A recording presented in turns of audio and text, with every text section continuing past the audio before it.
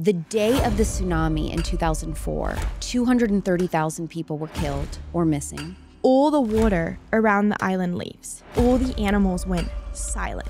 I hear my mom yelling, "Run!" I saw this wave destroying people. They didn't run fast enough, and they had no other option but to turn and face the wave. Hundreds of bags lined up. Maybe 1 or 2 people came to collect their bags, and the rest were just evidence of people who will never collect their bags.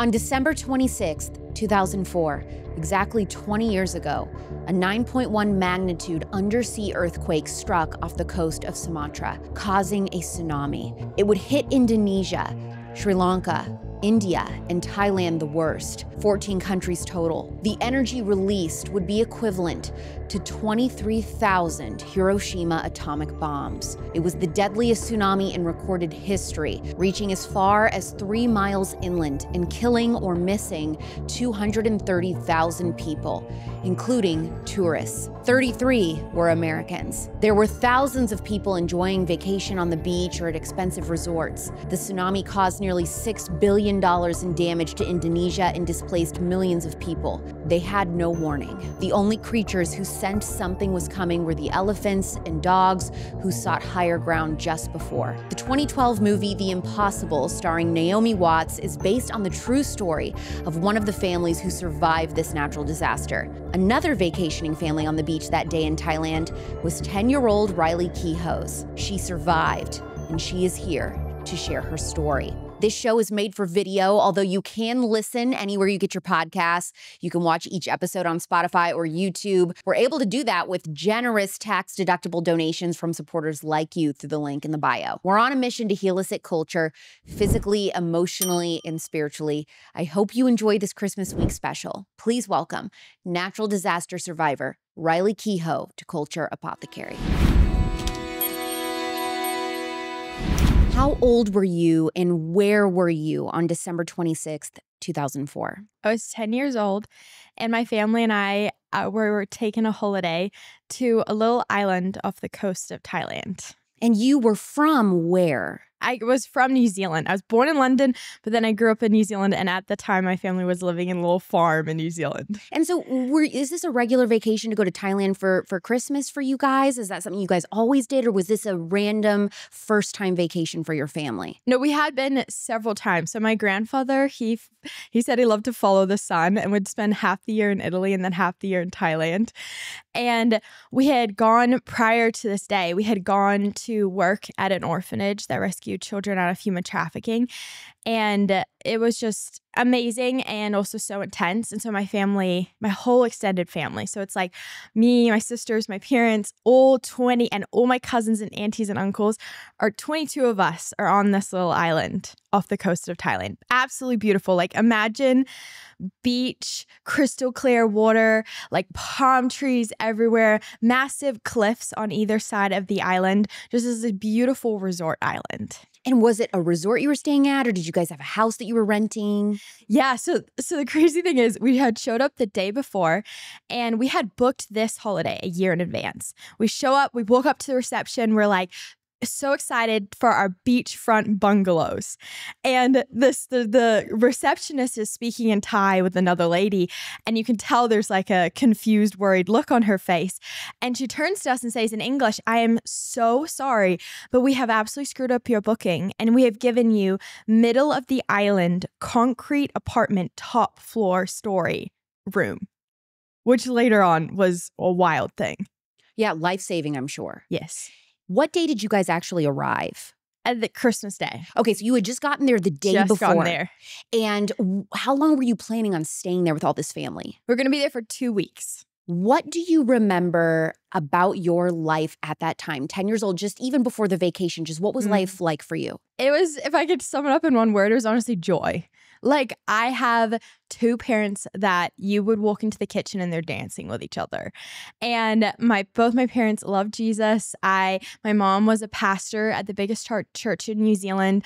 Sundays was like, I loved church. So Sundays was like going to multiple services in a row, like walking around as a little 10-year-old carrying like a baby, because they call me like little baby whisperer because all the little babies would cry and then it would calm down when I was holding it. We lived on this beautiful farm. We had horses, chickens, lived on the farm was self-sustainable. So we never even needed to leave the farm to get any food. It was just a blissful like childhood. Like we would go out after school and do homework for a few minutes and then just run out and be kids. Like it was a childhood full of innocence. And how many siblings did you have? I have two younger sisters. Okay, and so what is the age differences? So there's 2 years apart from each of us. So like from me to my youngest is 4 years. And you're the oldest? Yes. Okay. The day of the tsunami in 2004, 230,000 people were killed or missing. Yeah. Your family decides to go to the beach. What do you remember about the weather? It's beautiful, sunny, gorgeous.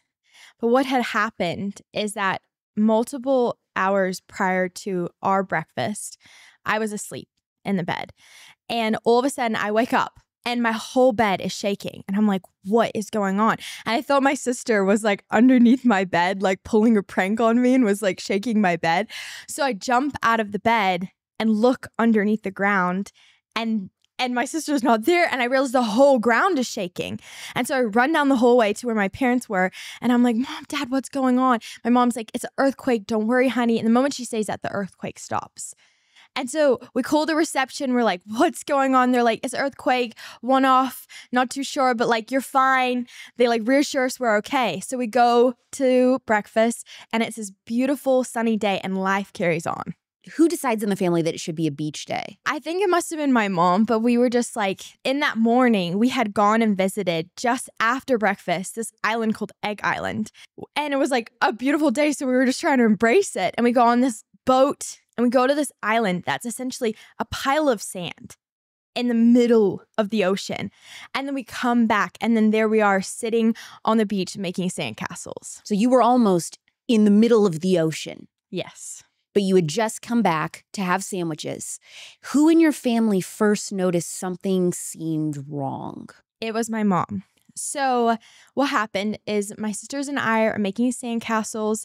And then my dad said to my mom, hey, the girls are happy. Just let them be. And my mom, she's on the beachfront reception calling our airline to confirm our flight back to New Zealand. It was just making sure everything was okay. She's sitting on the phone. And then all of a sudden, all the water around the island leaves. And it leaves so quickly that fish are flopping around everywhere. And the wild thing is at this point, my dad had walked up to us, even though we were so happy, he just like had this instinct to start walking us back to our room, which was in the middle of the island. And so we just obediently followed my dad, me and my two sisters, and we're walking down this pathway. And this island is small. So like even from the door to get up to our apartment, you can still see either beach on either side of the island. And so we're walking back and I noticed, so this island has tons of animals and there's like wild monkeys and dogs and birds. And as we're walking back to our apartment, in our bikinis, barefooted, I noticed all the animals went silent. And it was like dogs, like they were the wild dogs, and they just yelp and run into the bushes. Birds like suddenly fly into the air and like go off into the horizon. All like the monkeys and everything start running up, like climbing up the hill. And I'm like, what is going on? Like it was just this, like the animal's sixth sense knew danger was coming. And you were just with your dad. Your mom was still on the beach? Mm-hmm. So I'm still with my dad at this point, following him to the middle of the island. Meanwhile, my mom is on the phone calling the airline and notices suddenly all the water leaves and her whole heart and stomach like turn upside down because she knew what was about to happen. She knew it was a tsunami. Yeah, she'd seen signs on the beaches of Florida saying like, if the water leaves, you have a few minutes, get to high ground. So as you're walking with your dad, is he saying anything to you? I feel like he was a little bit oblivious. He was just like in dad mode. Like he was just like, girls, let's go. Like we got to go. We were about to go. My mom and my dad were about to go rock climbing. And so he was about to go change his outfit. So he was ready to go rock climbing. And my sisters and I would have been on the ground playing while my parents would have been climbing up a hill. And what were other people around the resort doing? It was like at this moment, people started to notice something was going on. And you could see just the way that people responded to this like gut feeling that you have of danger. And I remember as we were walking back, this one woman with her baby sitting next to her, just like frozen, staring out as the water is leaving. And then I noticed like some people were like so fascinated by the fish that were now just flopping around everywhere and start like running out further into the ocean to like go grab the fish. And then some people are like completely oblivious, don't really know what's going on. They're not looking at the beach, so they haven't even noticed that the water is leaving. How long from the water being sucked out into the ocean does the first wave hit? Like anything between 2 to 5 minutes. 2 to 5 minutes. So not long. Have you made it to the apartment yet? So we're just about, my dad is just about to put the key into the apartment. And all of a sudden, as a kid, you can just, you know your mom's voice. And even though she's probably a few hundred meters or like a few feet from us, a few hundred feet from us, I hear my mom's yelling, run, run at the top of her lungs. And she has now hung up the phone and is running to the beach to stand where our sandcastles are. And she didn't know because she didn't know if my dad had taken us back to the room or not. And at this point, the chaos is starting to build because you can see in the horizon is this thin white line that's getting bigger and bigger by the second, like coming towards our island at a rapid speed. And as you're standing there, you can feel the whole ground is shaking underneath us. And so she's yelling, run, and standing there where our sandcastles are. And she pauses for this moment. And she's like, God, where are they? And she hears this one word in the back of her mind, and it's flee. And she knows that we weren't on the beach and she just had to trust the flee. And so she turns around and starts yelling as she's doing this. She's yelling, run! And some people are listening to her. Some people don't know what to do. And the chaos is like building and building and building. And so she starts running down the path towards us. And my mom is like one of the strongest people I know. And I just remember seeing the look in her eyes of fear. And I'd never seen that before. And I was 10 years old, so I was like at that age where I could kind of understand what was going on. And I just see my mom filled with fear, and her eyes are so big, and people at this point are smashing into each other and banging into each other, and chaos, and people like grabbing each other's shirt and don't know what to do.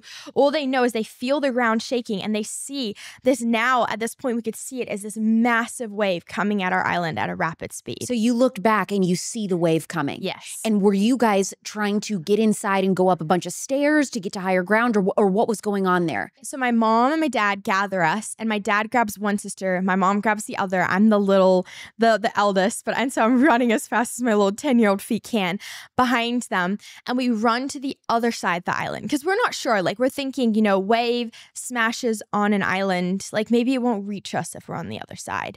But the island was so small. So we run to the other side of the island, and it was almost like the island, you could just tell the wave is just going to come completely over the island. So even when we ran to the other side of the island, I can see the wave is just coming at us from what felt like all directions.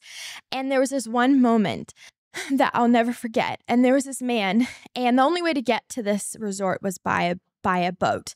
And there was a man on a boat, and he climbs off the boat and he starts running because people at this point are understanding that there's a massive wave coming, a wave they've never seen, and they have to get to high ground. And so this man climbs off his boat and starts running towards us, hoping he's going to make it to high ground in time. But he is a few hundred feet from us and realizes, you see him have this moment where he stops and he realizes, I'm not going to make it to the cliffs or the hills that are on either side of the island.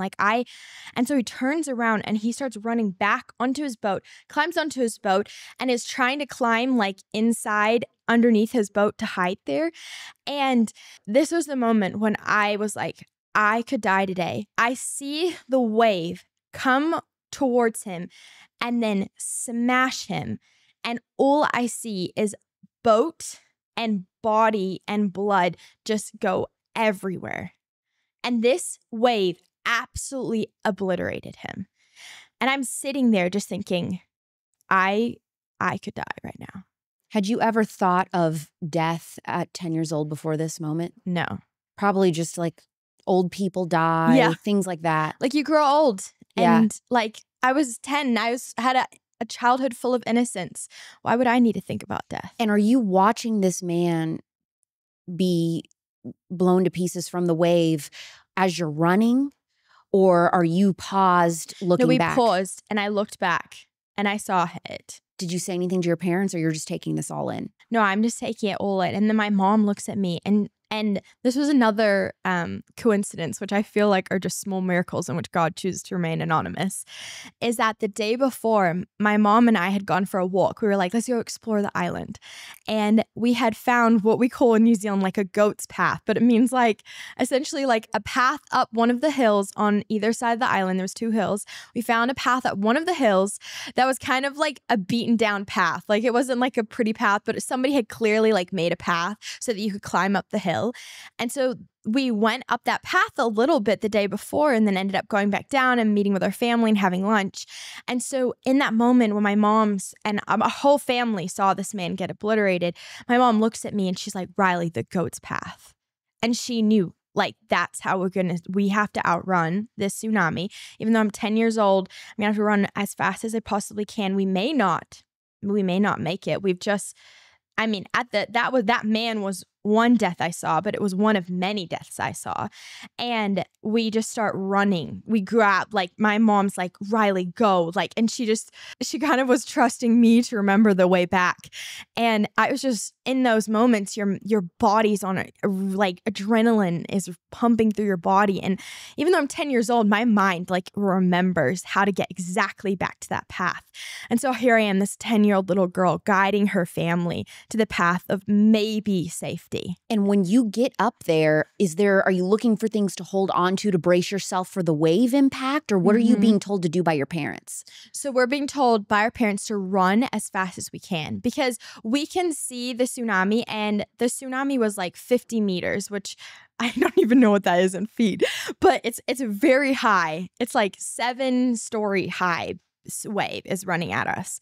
And we know, my mom and dad know, like our hope is to get higher than the wave and to run up this hill as fast as we can and hope that we get high enough that the wave can't reach us. And so we're sprinting and we like go through the forest. I'm guiding us and we find that path up the hill. And I mean, just the sights and the sounds at this point, because at this point, the wave is on like the shoreline of the island and is just killing people right and left.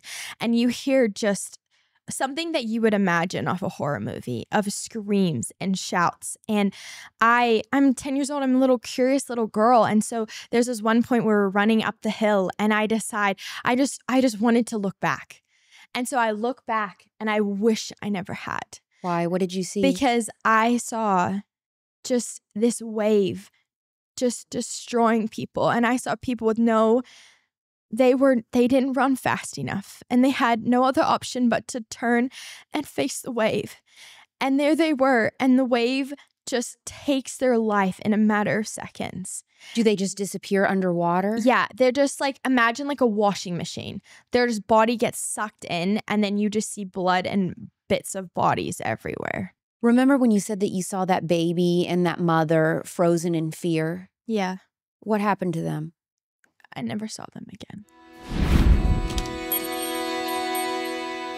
Did you know that studies have linked deodorant with aluminum to all kinds of potential health issues? I'm talking hormone disruption, blocked sweat glands, and even a possible connection to more serious problems like breast cancer and Alzheimer's. This matters for men and women. And we're just casually slapping that every day like it's no big deal. No, thank you. That is why I'm obsessed with Zebra deodorant. It's 100% aluminum-free, paraben-free, toxin-free, and unisex because you shouldn't have to wonder if your deodorant is doing more harm than good. Instead, Zebra uses natural naturally mined sodium bicarbonate, arrowroot powder, and essential oils to keep you fresh without the sketchy side effects. And let me tell you, Zebra is probably the fastest company that I've ever talked about to get rave reviews from you guys. I mean, it's like you try it once and then bam, instant fan for life.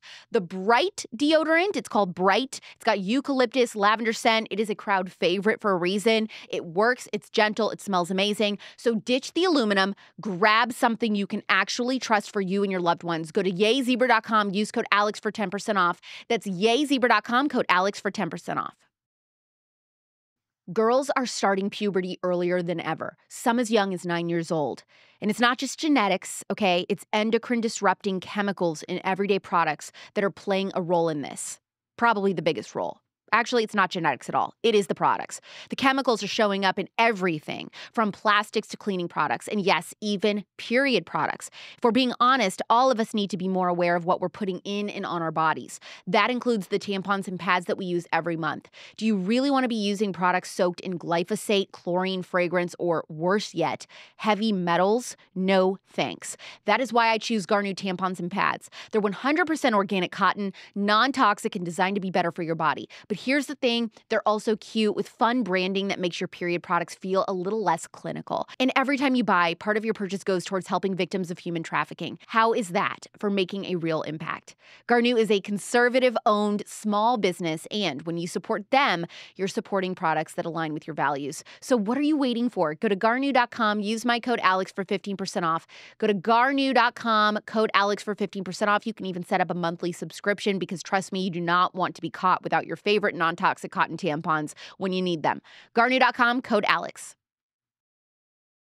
Okay, it's time to hit the reset button. The new year is here, and it is the perfect opportunity to clean up more than just your closet. Let's talk about cleaning out your makeup cabinet, because let's face it, those toxic chemical-laden products are not doing you any favors. You deserve better. You deserve Adele Natural Cosmetics. Start 2024 with a fresh, clean beauty routine, one that's as good for your skin as it is for the planet. Adele is a 100% luxury clean makeup brand crafted with care from small batch artisan formulas. No parabens, no synthetic fragrances, weird ingredients, nothing toxic, names that you can pronounce, just pure, nourishing ingredients that leave your skin glowing and healthy all day long. I mean, why keep putting chemicals on your face when you could have Adele? They've got everything from non-toxic pot eyeliner that's actually stunning to hydrating foundations that match your skin's natural glow, made in the USA with only the best ingredients, sourced with love. And here's the best part. Not only are you treating your skin to luxurious clean beauty, but you're also supporting a pro-life company that's making a difference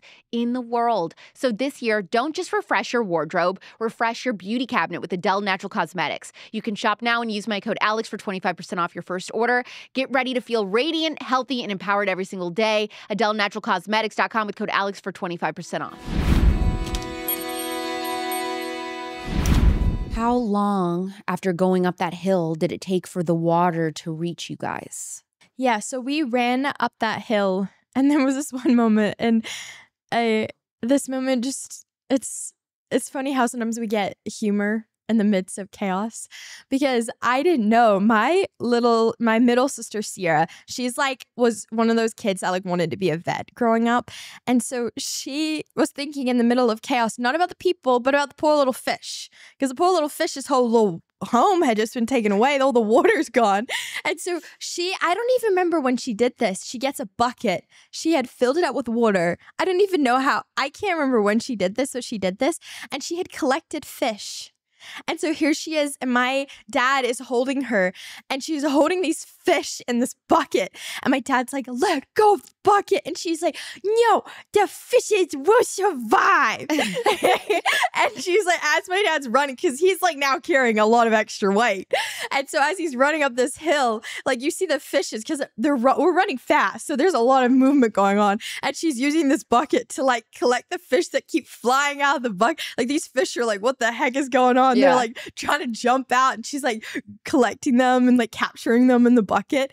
And so I just was in that moment just smiled. And then I get to that point where I right after this is that point where I look behind and I see death and destruction happening.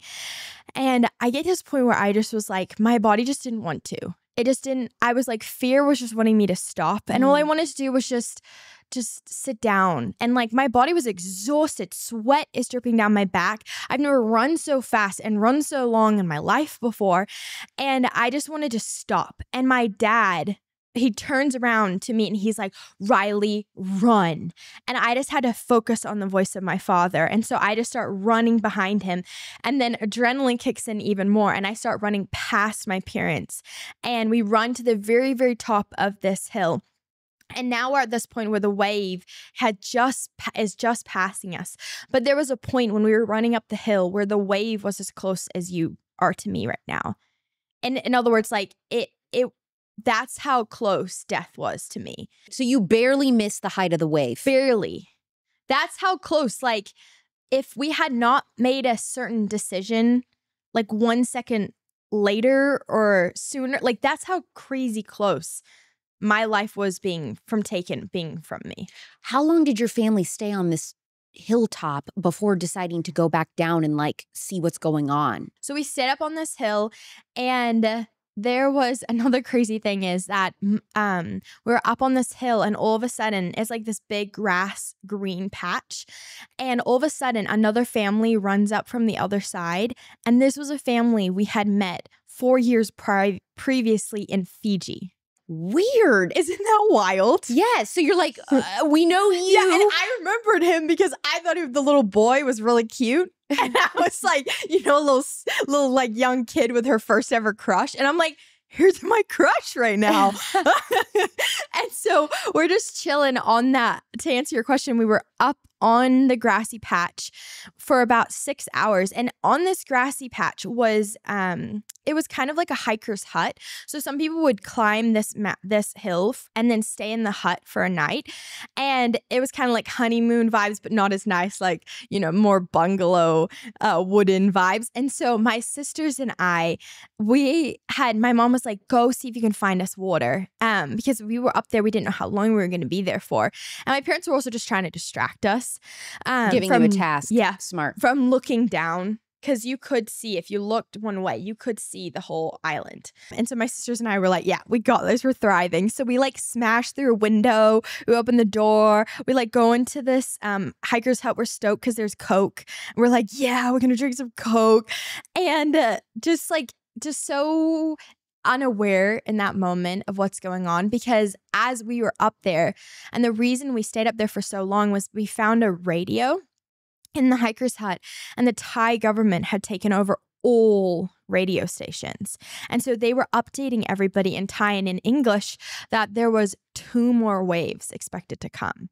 Because that day, 3 tsunami waves hit the island. And so we were up there, and we just stayed up there just praying that we were high enough. And thankfully we were. And we stayed up there.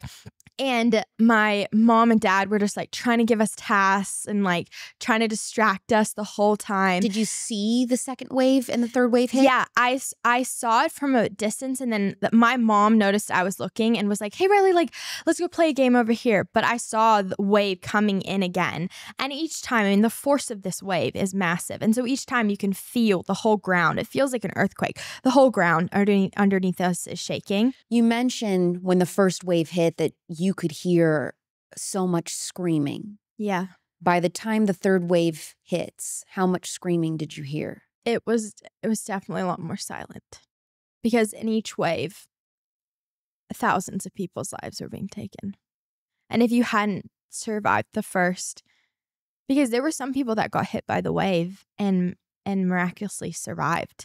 Like whether they dived deep underneath it or they weren't, because this wave is carrying debris and bodies and like wood and whatever it had from the island it had just struck before, because on the coast of Thailand is hundreds of islands.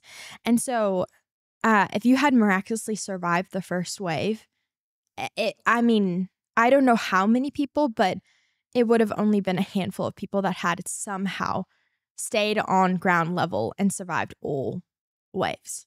After the 6 hours, when you guys finally decide to descend, where do you go first? So we start walking down, and it was horrible, Alex. The path that we had taken was now pretty destroyed. So we had to be very careful as we were climbing down, because the wave is strong enough to even take down ground and debris and trees. And so we had to like kind of make our own way back down. And we only went back down to the mainland, to the ground level, because the Thai government had said no more waves. Like, you're safe, you're fine. And we still waited. My parents still decided to wait like an hour or two extra just to be like careful. But at this point, no wave had hit in hours. And so we climb back down, we make it to the ground level, and it was horrible. There were people walking around missing limbs. There was just blood everywhere. And in this moment, as I said earlier, there was 22 of us on this island. And so I'm now with my family shouting out the names of my family. I'm shouting out my auntie's name and my cousin's name, not knowing where they are. And there was this one body that looked just like my cousin. And I run up to it and I like pull it. It was face down. And I pull it face forward and just scream. And it wasn't my cousin. But there was this young boy that was around the same age as my cousin, whose body was just barely looked like a body. And there was people walked around like ghosts. Like, they were just so disassociated. Did you see children looking for their parents? Yeah, a lot of children.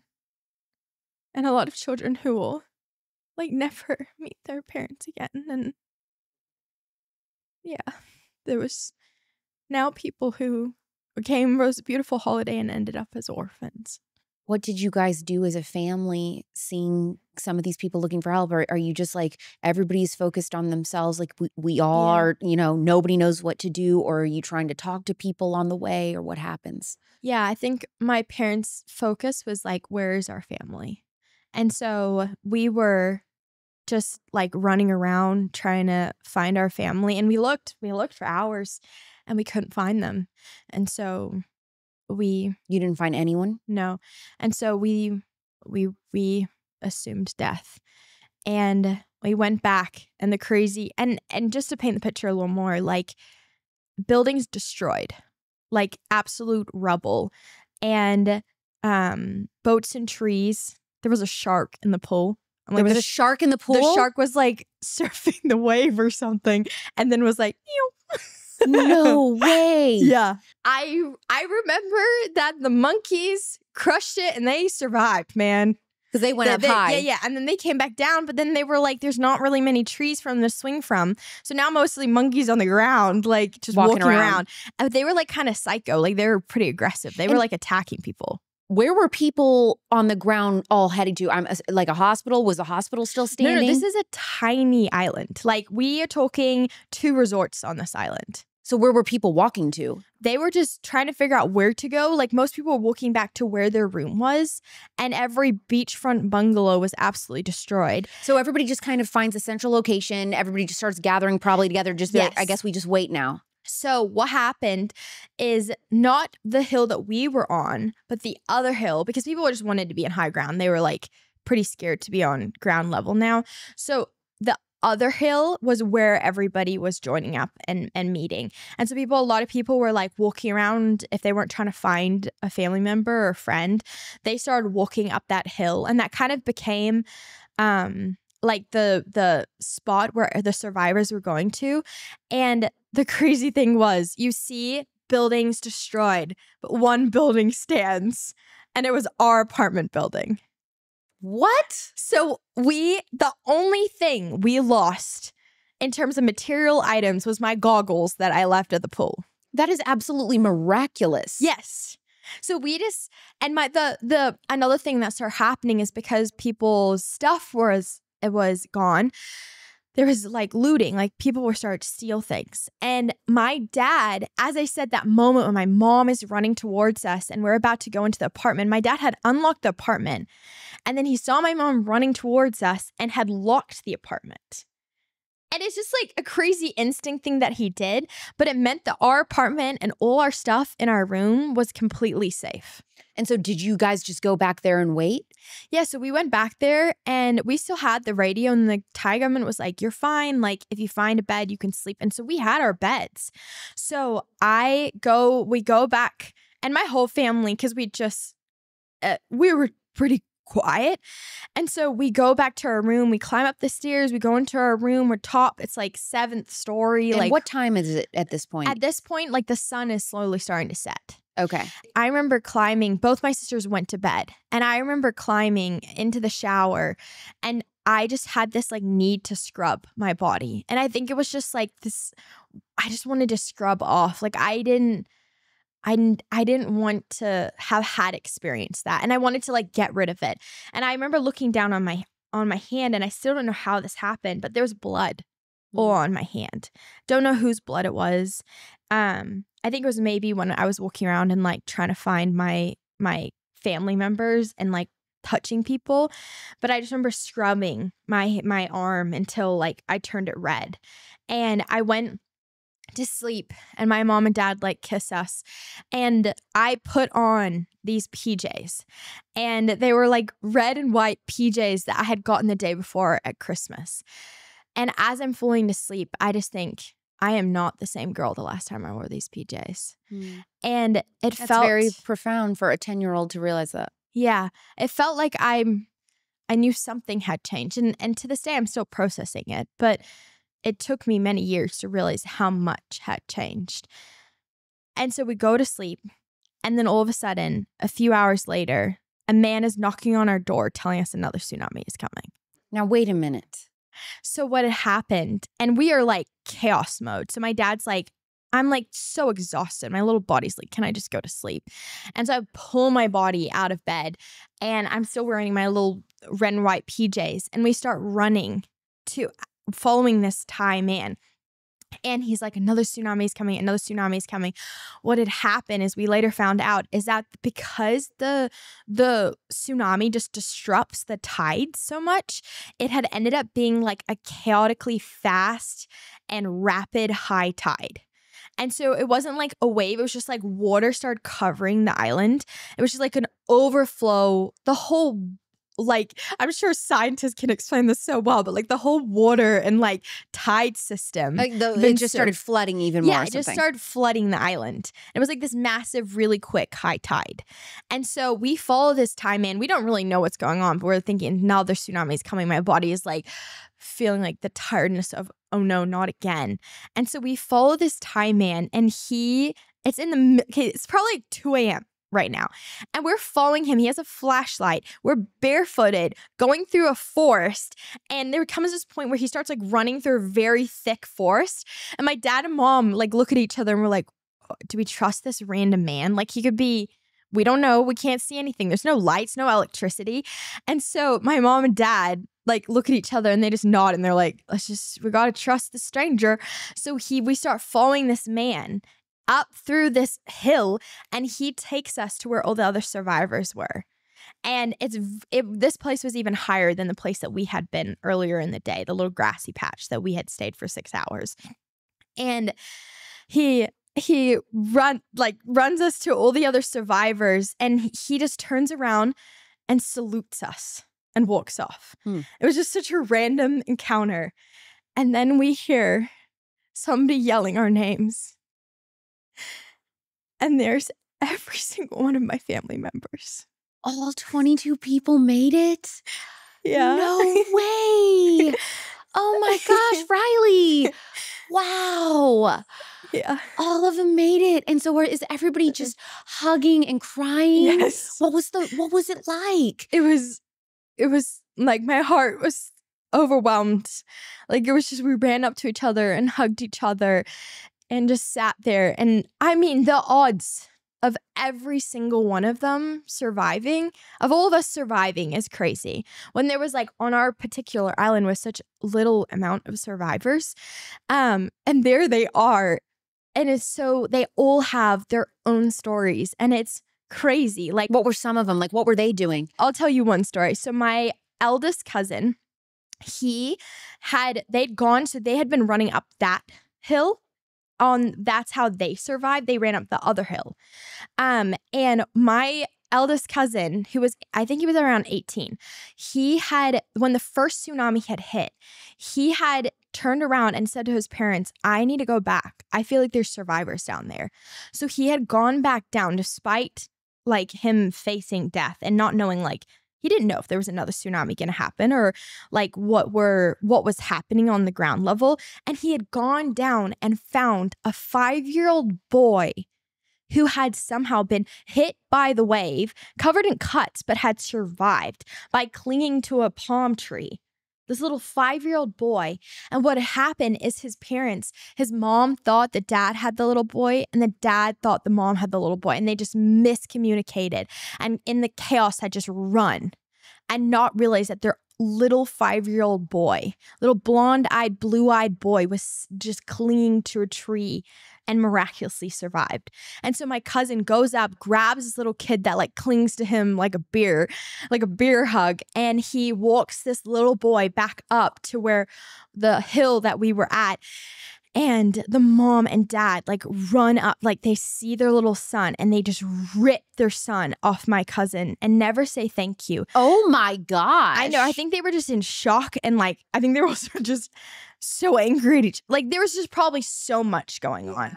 We still want to do the things without even getting gratitude. Like, are we still willing to do it even though someone doesn't say thank you to us? And my cousin showed me like, that's beauty right there. Like that's humanity. That was the only person I know that he had rescued. But there's a 5-year-old little boy right now that's turning 25 right now. That's alive because of my cousin. Because he miraculously survived the first tsunami, but I doubt he would have survived the second. How long did it take you guys to get off the island then? How long till help started coming? I mean, the chaos was not even close to being over. Long story short, we stayed on the island for a week. And the next day, so we slept that night with my cousins. Like I'm like snuggled up to my like auntie, like just unbelievably grateful. And we wake up the next day and there was like this random moment where all of a sudden frogs come out in the middle of nowhere and just start like singing through the night. And I'm like, the frogs are even stoked they're alive. And so the next day we get like only a few hours of sleep. But the next day we walk back down and the survivors, like all of us survivors, like kind of just come together and we get all the bags that we can find and we line them up on the beach.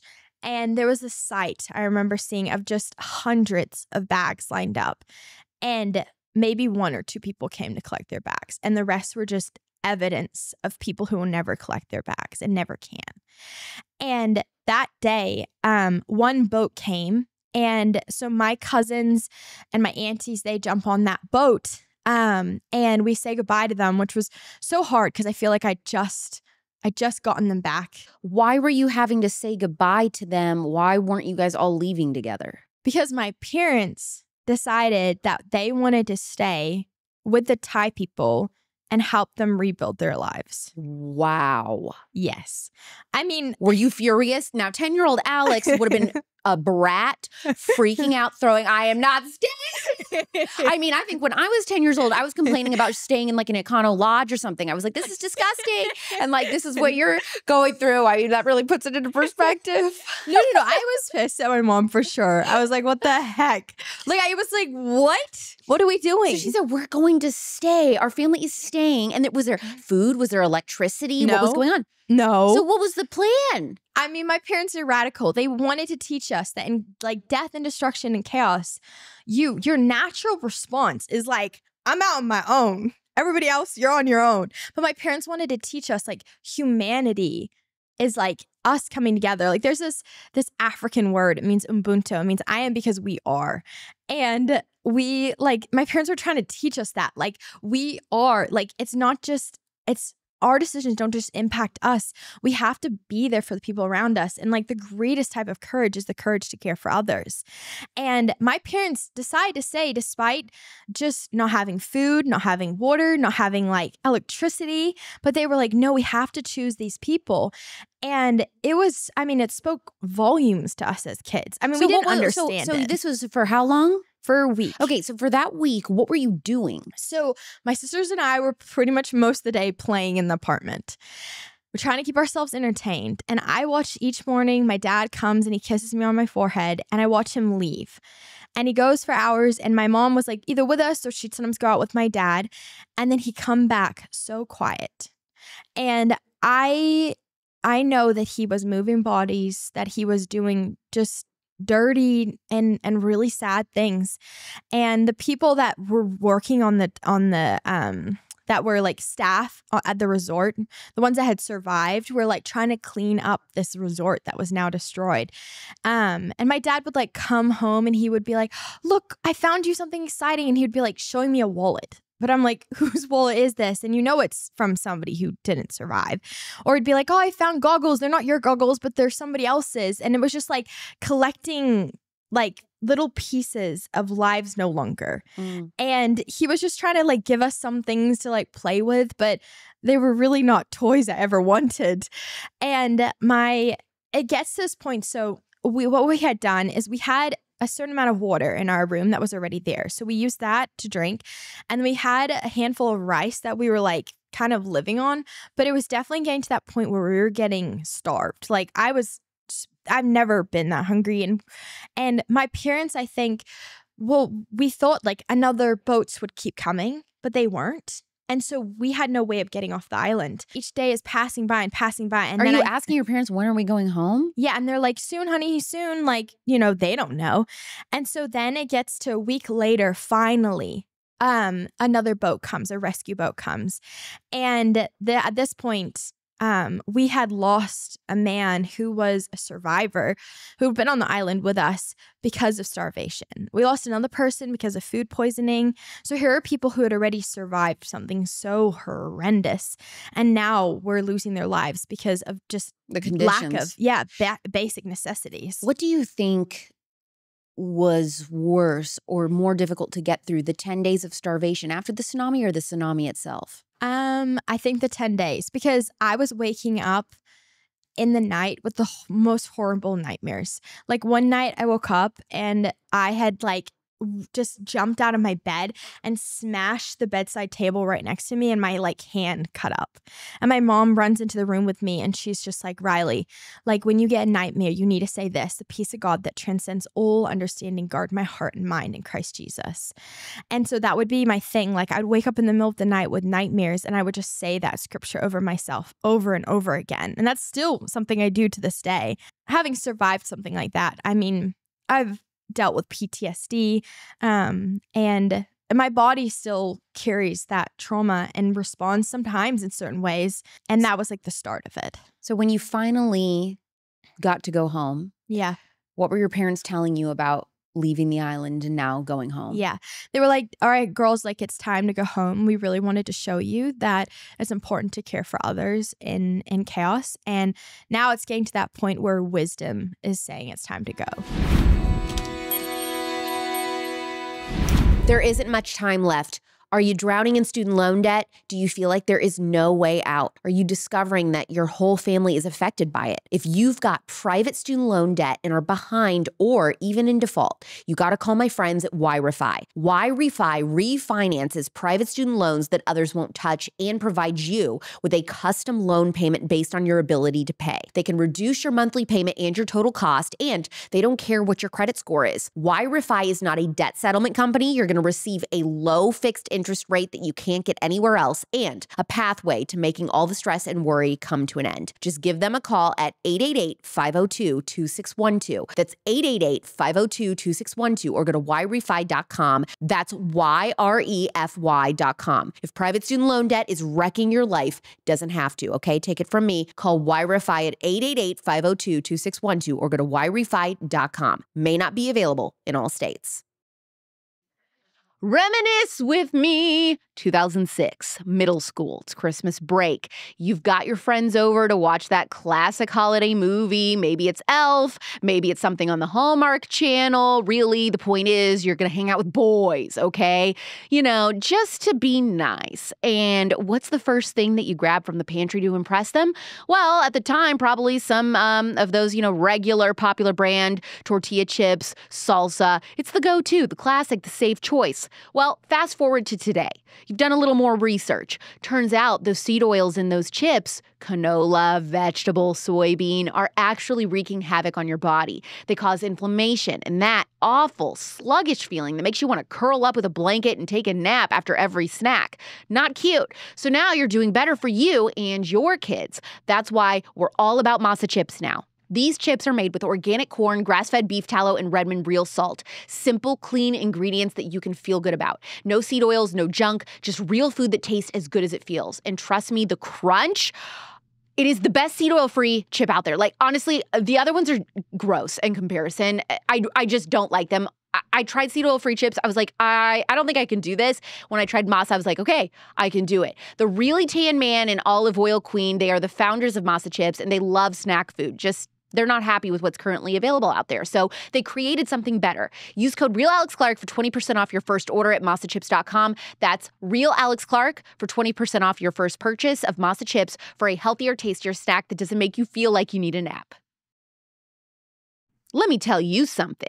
If you think you can just toss any old piece of meat on the grill and call it dinner, you are sadly mistaken.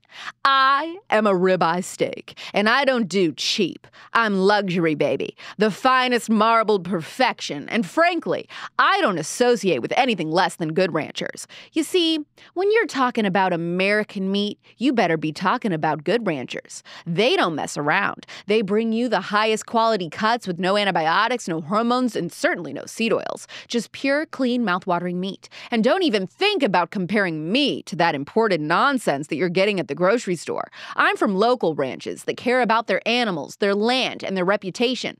That's why I'm so tender and so flavorful. It's called class. And don't get me started on the convenience. You want a steakhouse experience without having to leave the comfort of your own home? Good Ranchers delivers me right to your door. Pre-trimmed, vacuum-sealed, ready to cook, no mess, no waste, just sizzling perfection on your plate. Trust me, you're never going to go back to that frozen, sad excuse for a steak that you've been eating. Oh, and you must know this. Good Ranchers is offering you a special deal right now. When you subscribe to their box, use my code Clark, and you're going to get a $25 discount, plus a free cut of meat for a whole year. Chicken, bacon, or salmon, it's your choice. I'm fine with that too. We're all friends as long as I'm number one. So if you want to live like the queen you are, get yourself to goodranchers.com, use code Clark, and let them deliver me and my friends straight to your door. After all, only the best will do, and that's me, the ribeye. Good Ranchers, American meat delivered. Do you think you would make the same decision keeping your kids on the island for those 10 days? This is going to sound crazy, but yes. Because I live in the ripple effect of their decision. It impacts me every day. Like even on the way here, the Uber driver, he starts telling me about his divorce and is crying to me, and I pray for him. Like, I think those moments, those like moments of having the courage to care was shown to me by my parents. And now every day I'm looking for those opportunities too, no matter what the sacrifice is, because I saw my parents sacrifice so much, not even sure if like we as a family would survive. And so we get on the boat, and off the boat, the boat that came to pick us up is a lot of World Vision. World Vision, it's a charity. They do a lot of natural disaster relief work. And so I remember this woman jumps off the boat and runs up to me. I don't know why she picked me, but she runs up to me and grabs me and starts praying over me. And I thought it was just the sweetest response. And here's this woman, she didn't survive the tsunami. It's my first person I had met in many days that hadn't had the same experience as me and wasn't feeling in their body the same way.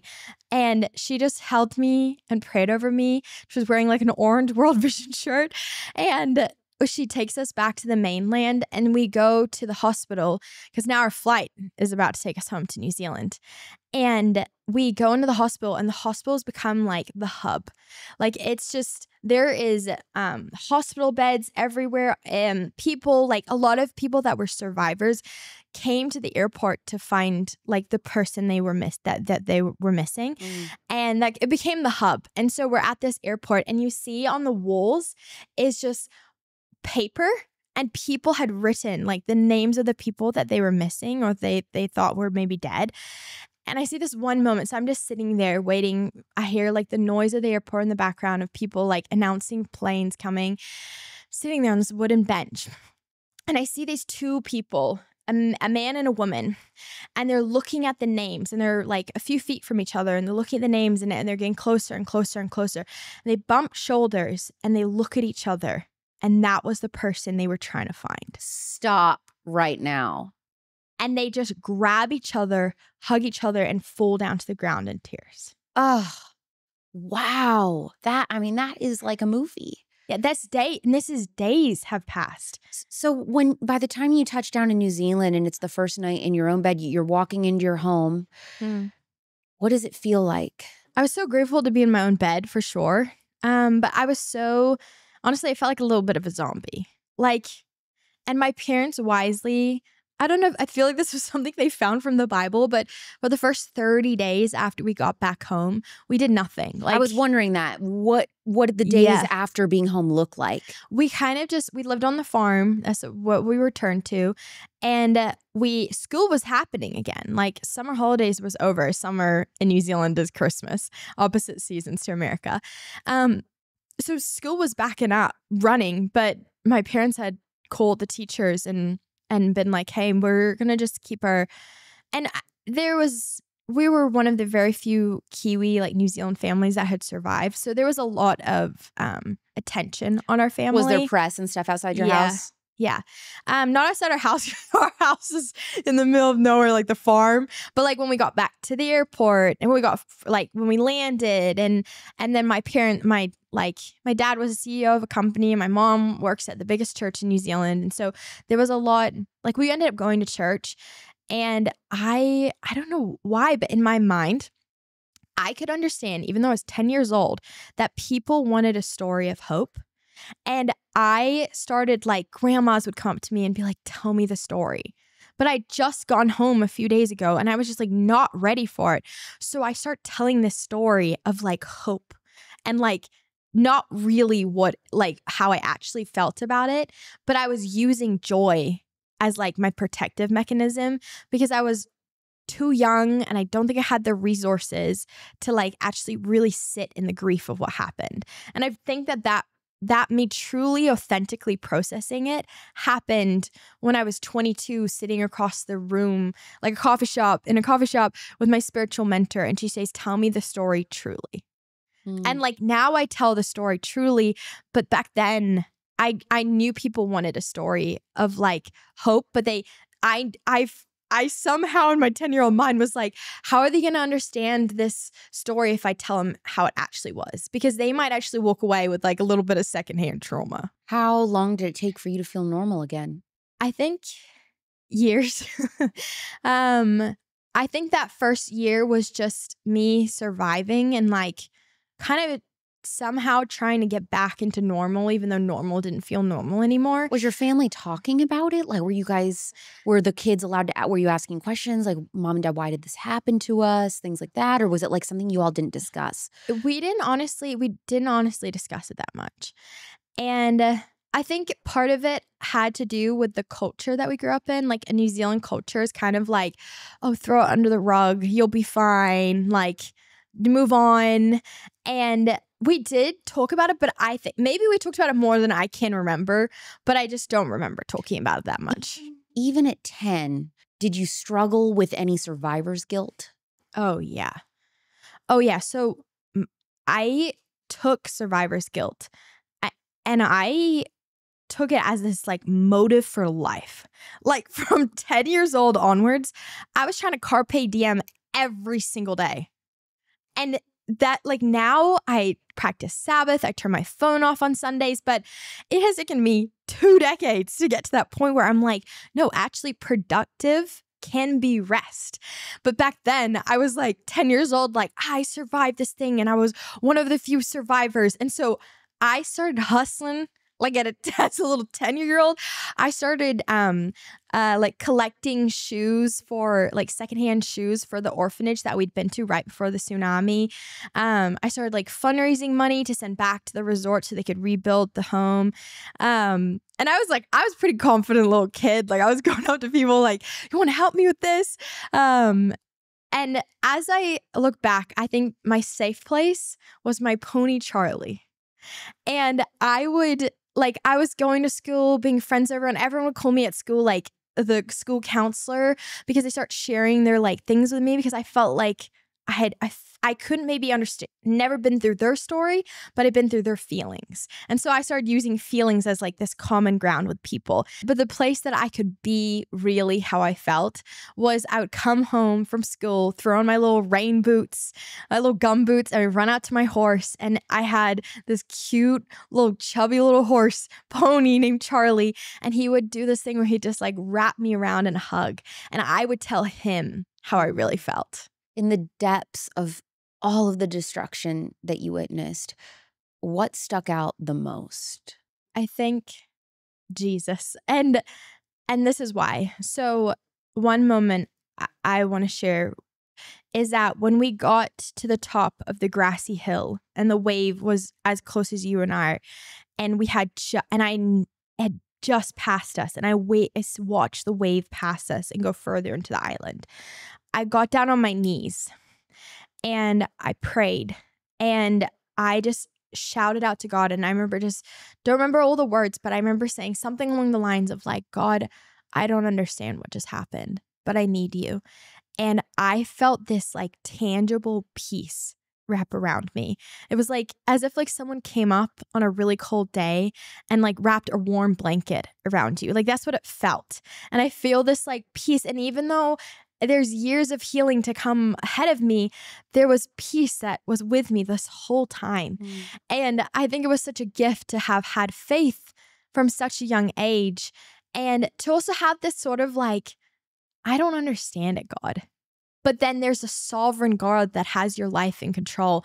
And so it wasn't up to me to like figure things out and control things and honestly make sense of everything. Because there's sometimes, people listening to this right now, there's sometimes you're going through your own tsunami and you're going through your own unexpected and difficult thing. And you sometimes don't feel like you have closure on everything. But then to know that there's a God that has plans to prosper you and not to harm you, I had to like fight to believe that God was loving and kind. And even though like my mentor says, like the most important question to ask yourself is, who do you believe God to be? And even though I had gone through something really hard, did I believe that God was loving? And was he going to take me through this event and ultimately make me stronger through it and show his love through it? What were your feelings towards going to the ocean after this? Absolutely terrified. Heck no. No, thank you. Like, do not get me anywhere close to the ocean. Were you swimming, like even in a pool, or you were away from water, no baths? Like, what were you, really going through? Baths, I remember having like, sometimes I'd get flashbacks. But like it was the ocean. I feel like I could just go to the difference. I could understand the difference between like salty water and regular water. And it was like the ocean. I was like, no, I don't want to be near it. And your parents had a very interesting way of getting you to deal with that. What did they tell you that you were going to be doing? So they're like whatever, 6 months or a year later, they're like, sit us down. And they're like, girls, we have enrolled you in beach lifeguard training. And I was like, what? After surviving a tsunami. Your parents need to write a parenting book. They have the most interesting parenting approaches I've ever heard, but in a great way. This is phenomenal. Like, I don't think any modern parents would think to do this. So they say you're going to be doing what is it called? Beach lifeguard training. So you're literally going to be training during summer to be a lifeguard on the beach. And save people from drowning. And swim in the ocean. How did that go? Well, I had a lot of anger I had to work through. But I think my parents, honestly, they really crushed it as parents. And they were really good at teaching us, like, honestly, like obedience. Like just trust. Wow. Which is really, because they see like the goal as parents to teach your children obedience, because if they're obedient to your earthly parents, they're going to be obedient to their heavenly Father. And like God's love language is obedience. And so I just remember being like angry, and I was able to express it, but I was still like, I just had so much trust. My parents at this point had been good parents. And so even though I didn't understand it and I expressed my lack of understanding, I trusted them. And so, months go by and I'm terrified. I'm like, geez, I know that day's coming. I'm like, this is the day. I'm like, I don't want to do this. So that day shows up and it's the first day of training. I wake up. I had a horrible nightmare. I had a nightmare that the tsunami had swallowed me. And my hair is a complete mess. I'm like nervous peeing like 10 times. And I'm looking in the mirror, and my dad, he sees me, and you know he just can tell what's going on. And he comes up to me, he gets down on his knees, he looks me in the eye, and he goes, "Riley, you are fighting a battle between courage and fear. And all you need is a little more courage." And those few words, a little more courage, like has become my motto in life. Because everyone listening to this right now, you're fighting a battle between courage and fear. It's an everyday thing. It might be like social anxiety, or it might be like wanting to enroll in that job, or like it's just so many things. But we are fighting a battle, and like fear does not stop like death. It stops life. And my parents wanted me to live a life with life. And so my dad like has this saying in me, and it did something to my heart in that moment. And even though I was so scared, we get in the car, we drive down, and we go to beach lifeguard training. We had bought a beach house like on the very, very top of a hill, which I'm like, that was definitely decision motivated after the tsunami. And it was like on the top of the hill, and we go back down, we show up, and I remember walking around and being like, how is everyone so happy right now? Like kids were so excited. And then this little girl named Rosie comes up to me, and she's like, "Hi." And she's like, start chatting to me, and she's like, "It's okay if you're quiet, you can just stand by me." Like she just took care of me the whole summer. Because there were times when I would just like walk into the ocean and just like turn around and just not want to touch the water. She was like your little guardian angel. No, I know. And she'd be like, "It's okay." And so there's one moment we like swim out, and it was like stormy day, and the waves were really big. So I got scared, and I swam back in, and I sat on the shore. And she comes up to me, and she tells me, and she's like, we're 11. And she goes, "Riley, like, do you want to know a secret?" And I was like, "Yeah, what?" And she's like, "When I get scared of something, I always want to close my eyes. I open my eyes, and I try and find the beauty." And so that was like my little thing. What in the world is your life, girl? This is just, it's crazier and crazier. It's so precious. Isn't it? Wow. Yes. It's what happens when you give God the pen. I love that. Give God the pen. I love that. As you grew up, yes, what did you feel like God was calling you to do with your life? He was calling me to like live a life of courage. And he was calling me to help others live that life too. I mean, just having done experienced the beach lifeguard training, and then I ended up becoming a beach lifeguard and lifeguarded for summers and summers and years and years and years.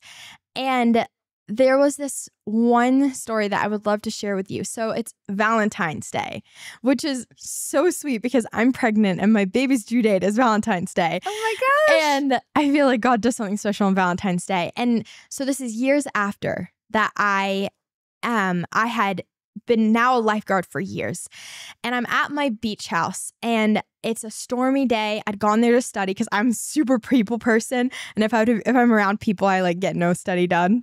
So I'd taken myself out to our beach house in this quiet, tiny little beach town, and I decided, even though it was stormy, to go for a swim. And when I'm out there swimming, and nobody else is on this beach, when I'm out there swimming, I noticed that there's huge riptides, and it was like I was freaking out a little bit from being out there swimming.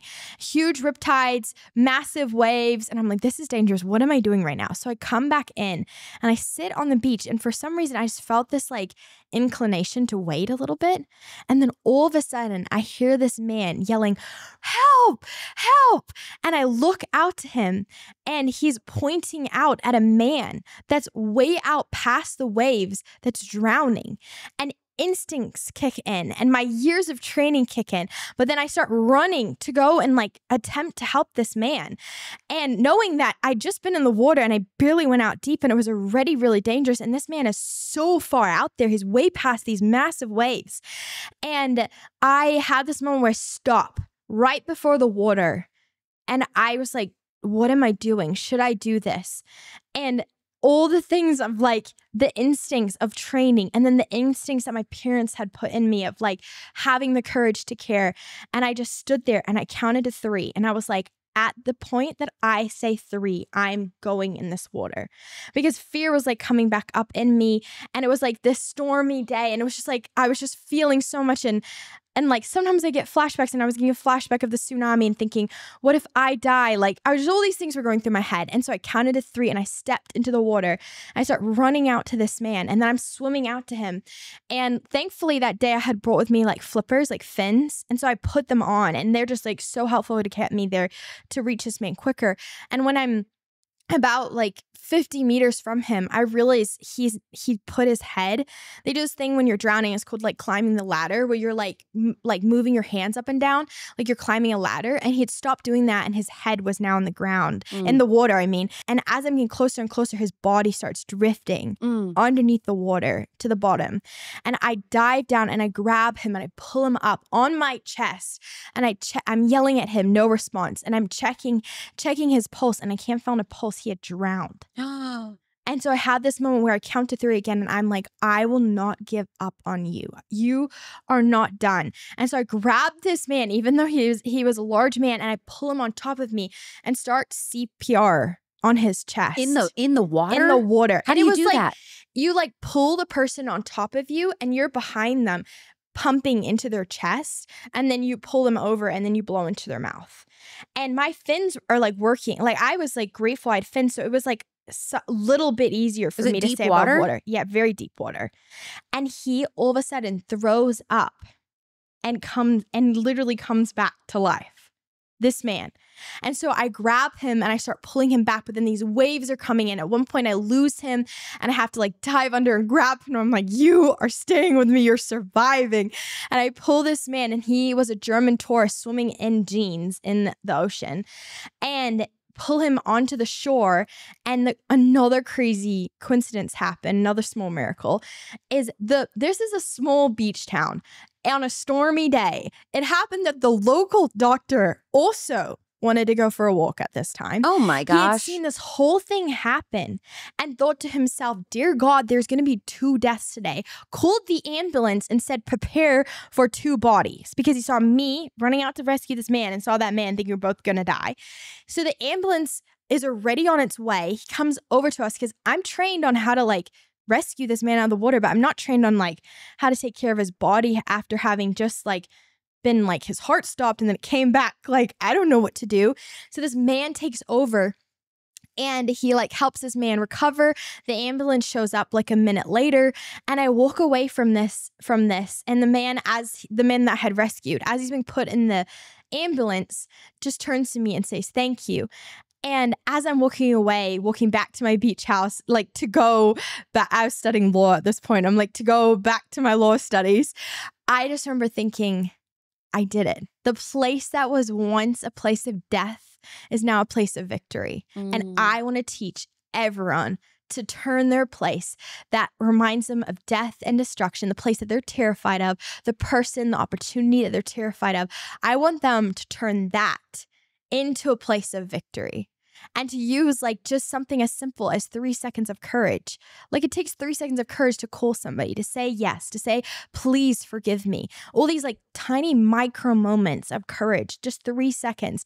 And our whole lives can be radically changed. You mentioned you're pregnant. It's your first child. Yes. You're married. You're a missionary. Talk about what is going on in your life now, all these years later. And it is the 20th anniversary now of the 2004 tsunami. I mean, I would just be so stoked if my little 10-year-old self could see my life today, because it wouldn't necessarily be the things that I had done. It would just be who I was. And like, she would meet me and she would know we did it. Like we no longer are controlled by fear, and we like live a life of joy. But my life right now, I've been married for almost 2 years, and I travel to speak. I have my first book coming out soon. And I just feel like my life is just, it's an obedient life to God. And it just, every season has looked so different. I first came to America to do my master's in global leadership. And like, I worked for a homeless shelter for a little bit, helped them like raise money, like millions of dollars for a safe house for women and children. Cause I'm constantly trying to look for the person that's vulnerable, like for the person that needs somebody else to help them. Because that was once me. I was once that young girl on a beach that needed people from World Vision to come and rescue them, or I was also that older woman that like needed my spiritual mentor to like teach me how to tell my story authentically. And so like we all need each other. And so like I am just trying to find those moments to help others. And my husband and I did something kind of crazy earlier this year. We were living in San Diego. And the crazy thing, or one of the crazy things about my life is my favorite thing in the world is to surf. And that I would have never said that when I was 10 years old, but I love surfing. And we were living in this beach town, Encinitas in San Diego, and just had been married for a year. And we were just like, we can give so much more in life. And like our life at the end of it is measured by not what we gain and not what we grab, but what we give. And so we kind of did something crazy, and we both quit our jobs. We sold absolutely everything. We packed bags, and we've spent the last 9 months traveling around the world doing service work and mission work, and just our lives have been changed by living in the slums and being with people. And like one of my favorite moments this year was we were living in a slum in Rio, Brazil for several weeks that was built on the third largest trash dump in the world.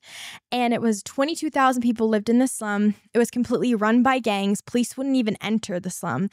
And we just went door to door with this family that sold everything to be in the slum and be there. And we just like helped people in whatever way they needed, and just went. And then we were in Uganda serving people there. And just like, I feel like this year has just been learning from people. It's not about like, oh, let me go there and do the good thing so I feel good.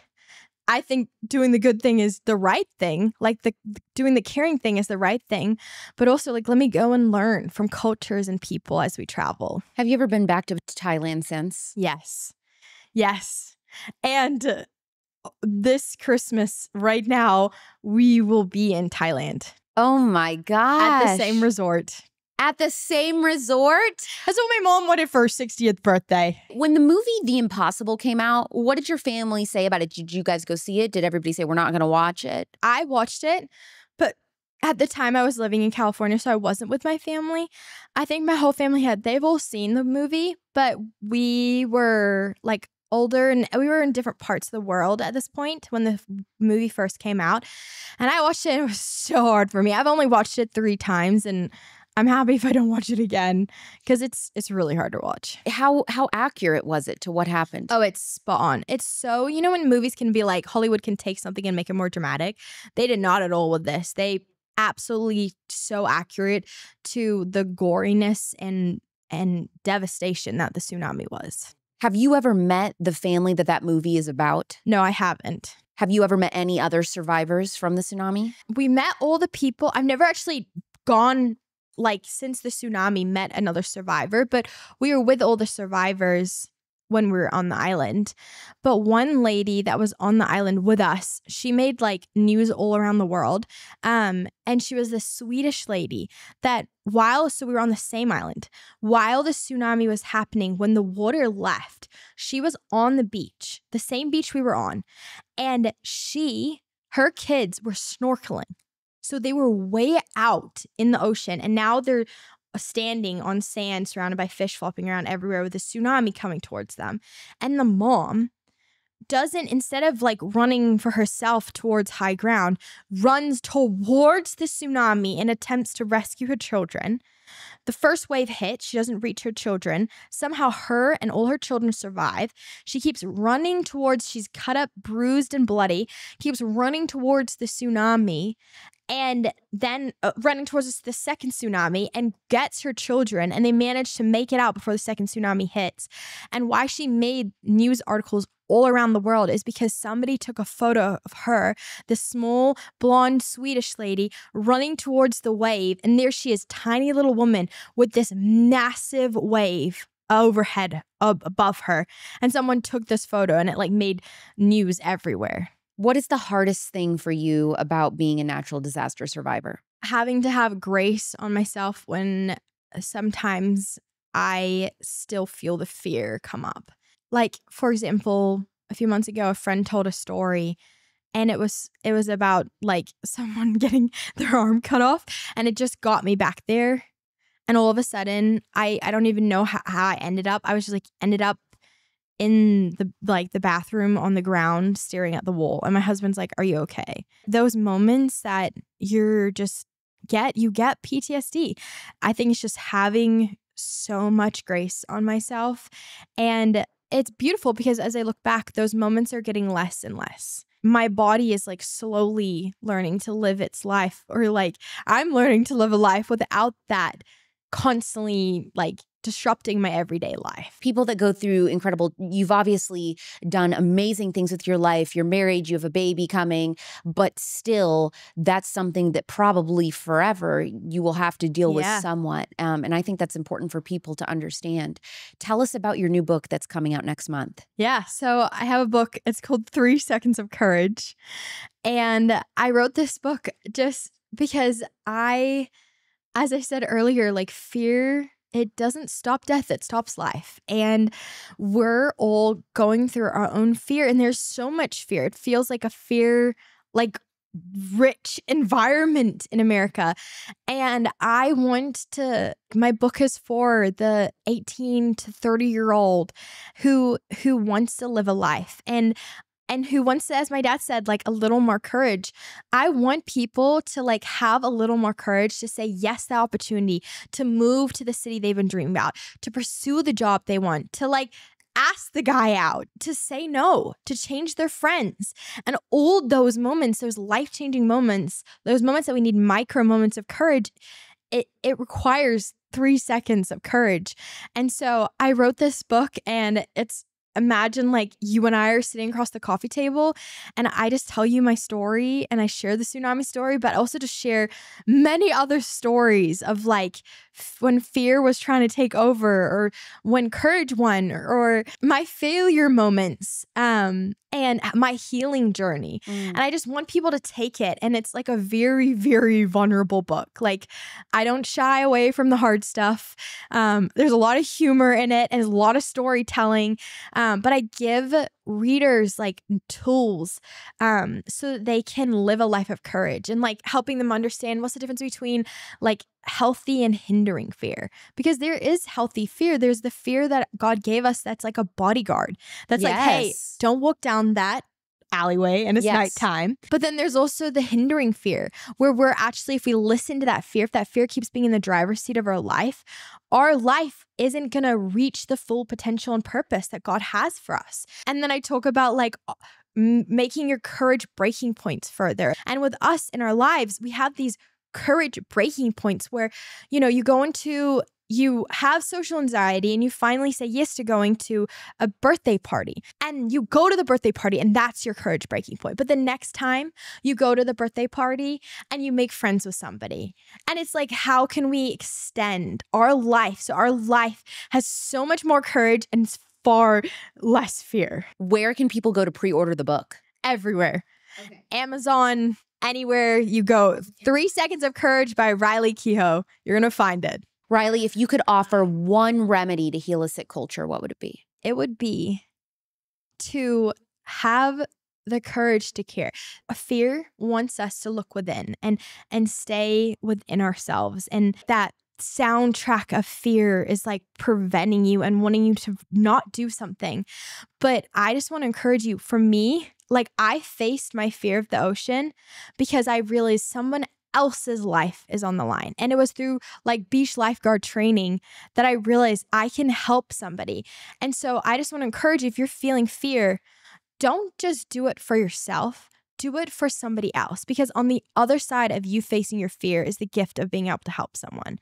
And so I have this motto of like every day find the one. And today I found it. It was the Uber driver who was like crying and I was praying for him.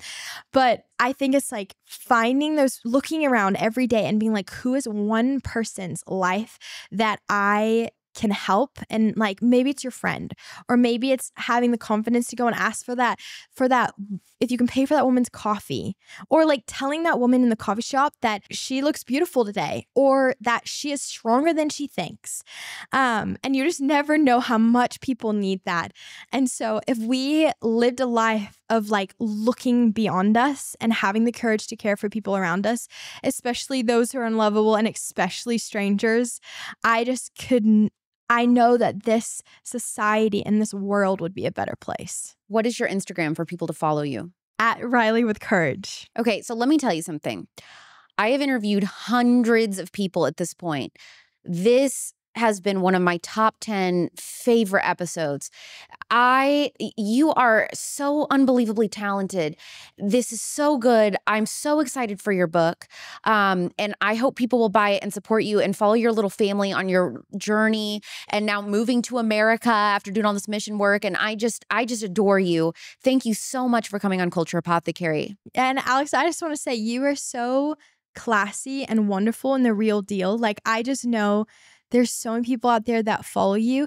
And I just want to say those people that follow you, she is the real thing. Like, you have a pure heart. Like, I walk in and we meet and you straight away are asking me questions. You make it always about the other person and you like love people so well. And you have like, praise the Lord, you have this podcast, you have this platform because you are worthy of it because of your character. Thank you, Riley. Stop. Merry Christmas to me and Merry Christmas to all of you. Thank you so much. Use some of your Christmas money. Go and get Riley's new book. Pre-order that. It's going to be amazing. As you can see, she is an incredible storyteller and speaker. I'm sure that her book is going to be phenomenal. New episodes every Monday and Thursday, 6 p.m. Pacific, 9 p.m. Eastern, anywhere you get your podcasts. Of course, you can watch the episodes on Spotify by searching Culture Apothecary or YouTube Real Alex Clark. Please leave a 5-star review as my Christmas gift. And you can, if you would like, be extra generous by donating, by becoming a donor to the show. The link is in the show notes. Again, that is a tax-deductible donation. Thank you for the past couple of months this year. We were able to rebrand and create Culture Apothecary, healing a sick culture physically, mentally, and spiritually. It has been phenomenal. I can't wait for 2025. I'm Alex Clark, and this is Culture Apothecary.